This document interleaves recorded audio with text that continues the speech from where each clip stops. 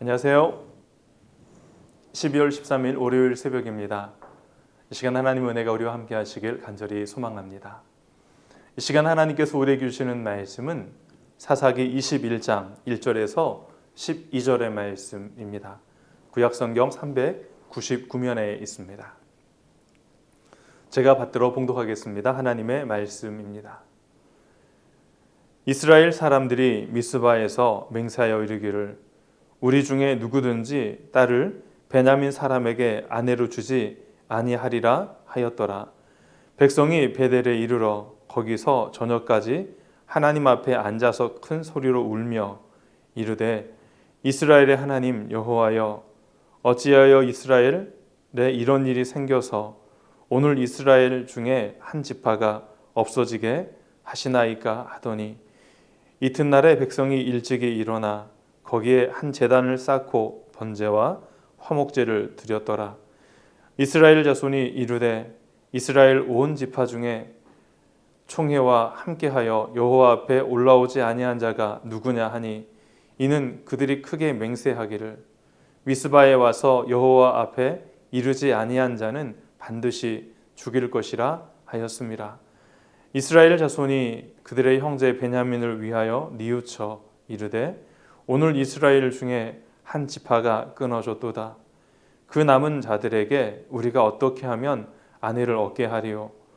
우리가 전에 여호와로 맹세하여 우리의 딸을 그들의 아내로 주지 아니하리라 하였도다.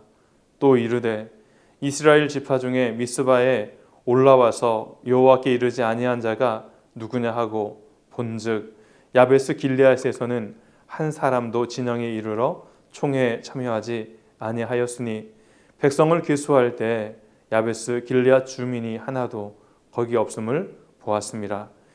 회중이 큰 용사 12,000명을 그리로 보내며 그들에게 명령하여 이르되 가서 야베스 길르앗 주민과 부녀와 어린아이를 칼날로 치라. 너희가 행할 일은 모든 남자 및 남자와 잔 여자를 진멸하여 바칠 것이니라 하였더라. 그들이 야베스 길르앗 주민 중에서 젊은 처녀 400명을 얻었으니 이는 아직 남자와 동침한 일이 없어 남자를 알지 못하는 자라. 그들을 실로 진영으로 데려오니 이곳은 가나안 땅이더라. 아멘.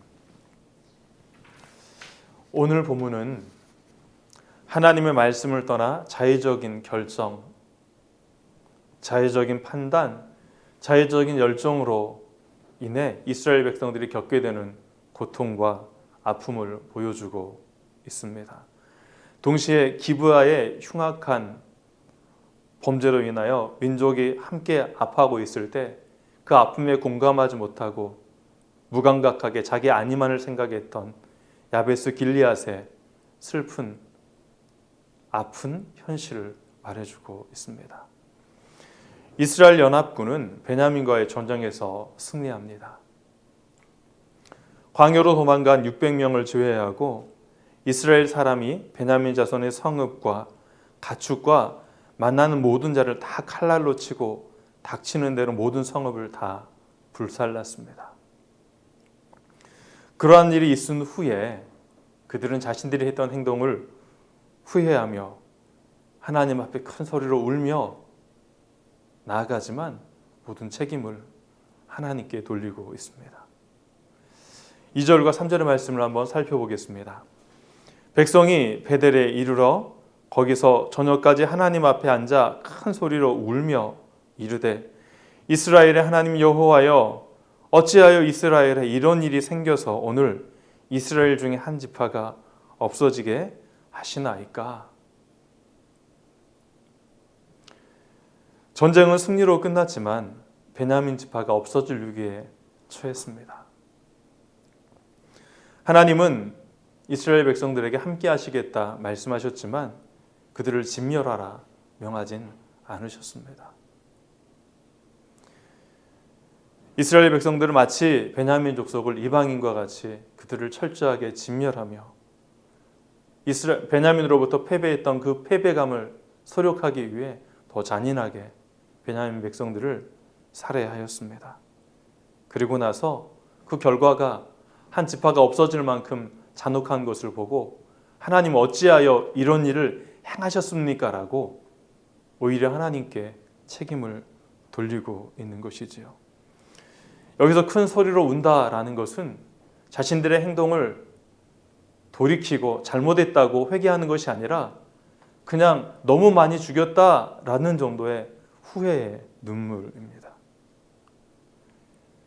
왜 하나님 이렇게까지 하셨습니까? 왜 우리를 가만히 두셨습니까? 그런 말이죠. 자신들의 마음대로 행해놓고 결과가 너무 좋지 않자 최악의 결과를 만들게 되자 그 책임을 하나님께 떠넘기는 것이죠. 이스라엘 백성도 그 어느 누구도 자신들의 잘못에 대하여 하나님께 이야기하지 않습니다. 자신들이 행한 일은 노무한 것이 없다라는 거, 내가 잘못한 것은 일도 없다라는 그러한 의미로 하나님께 나아가 오히려 그렇게 하나님을 향한 원망을 하고 있다는 것이지요. 그리고 6절을 보면 그들이 마치 회개하듯이 말하지만 그것은 회개가 아닙니다. 이스라엘 자손이 그들의 형제 베냐민을 위하여 뉘우쳐 이르되 오늘 이스라엘 중에 한 지파가 끊어졌도다. 올바른 회개는 자신들의 행위에 대한 책임과 거기에 합당한 의무와 그리고 돌이킴을 수반합니다. 이스라엘 백성들이 베냐민 자손을 쳐서 진멸하였다면 그들의 자손 중에 그들의 딸을 내어주어서 그들의 이스라엘 베냐민 백성과 결혼을 하게 하여서 자손을 낳게 하면 될 텐데 그런데 그들은 자신들이 했던 맹세를 들먹이며 다른 방법을 간구하고 있습니다. 최상의 방법이 있을 텐데 그들은 그렇게 하지 않았던 것이지요. 하나님은 하나님의 이름으로 어떠한 맹세도 하지 말라고 명하셨습니다. 이스라엘 백성들은 총회에 모인 자리에서 하나님의 이름으로 두 가지 맹세를 합니다. 먼저는 자신들의 딸들을 베냐민 지파에게 주지 않기로 하였고 딸을 주면 저주가 임한다 라고 맹세했죠. 하나님은 이스라엘 백성에게 가나안 족속과의 결혼을 금하셨지만 동족 간의 결혼을 금하신 적이 없으셨습니다. 감정에 따른 경솔한 맹세가 그들을 스스로의 올무에 빠지게 하였습니다. 잘못은 자기들이 저지르고 하나님이 자신들의 기도에 응답한 결과로 이스라엘 지파 중 하나가 없어졌다는 것을 누누이 이야기하며 모든 화살을 하나님께로 돌리고 있습니다. 이후 백성들은 다시 종교적인 습관대로 제단을 쌓고 번제와 화목제를 드립니다.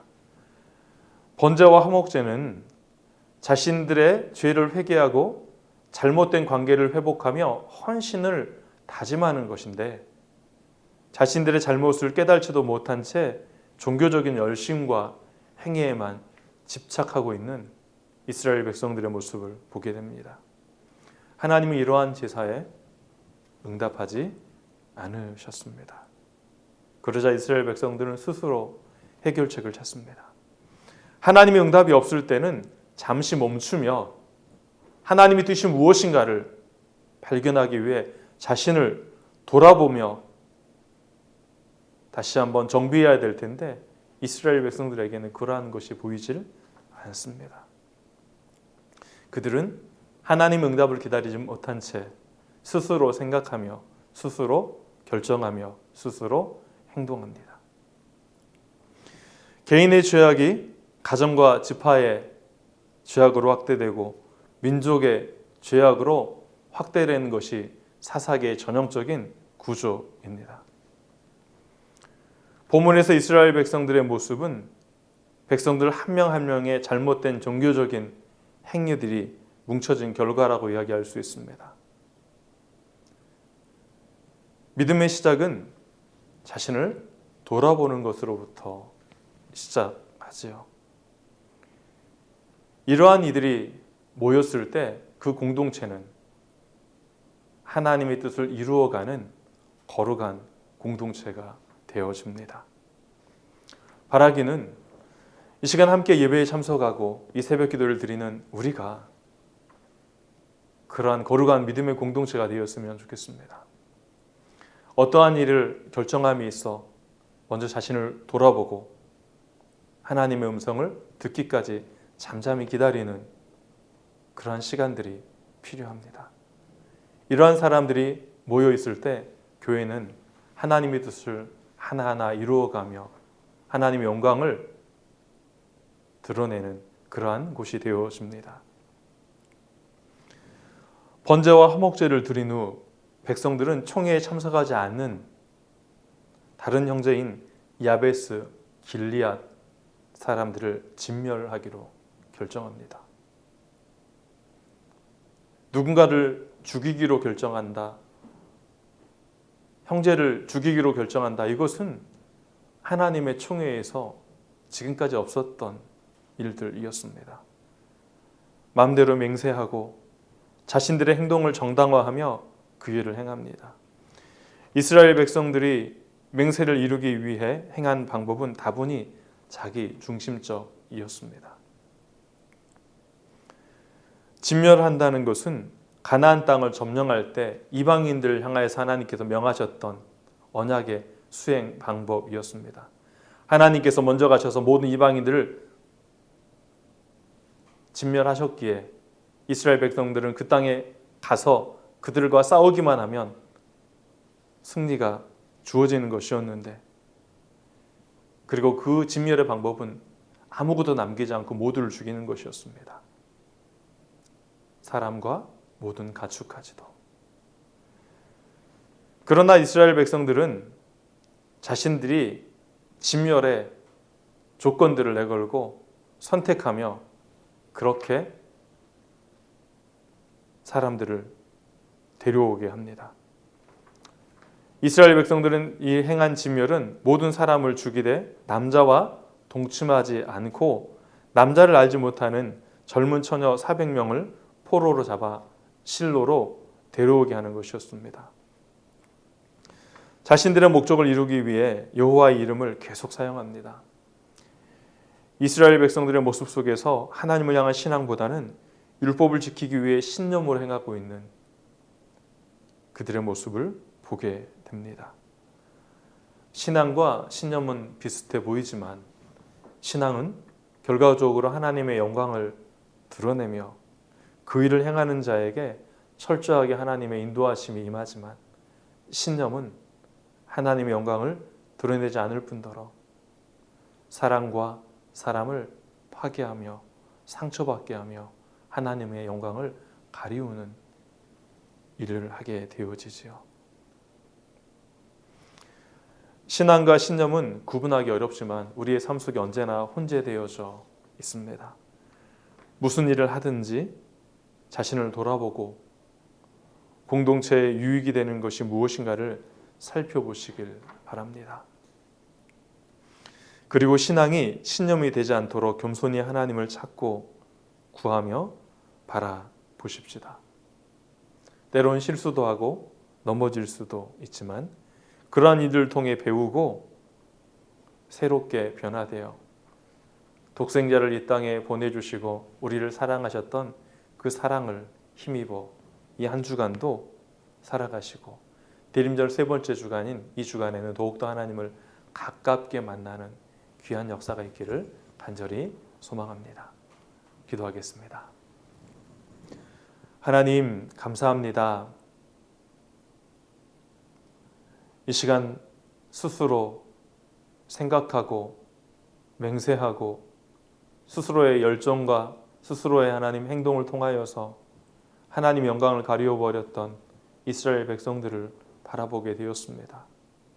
또한 하나님 공동체의 아픔, 민족의 아픔에 공감하지 못하고 자신의 삶만을 영위했던 야베스 길리앗의 모습을 보게 되었습니다. 모두가 하나님을 믿는다고 하지만 삶의 여정이 너무나 가슴이 아프고 고통스러운 것들을 고백하게 되어집니다.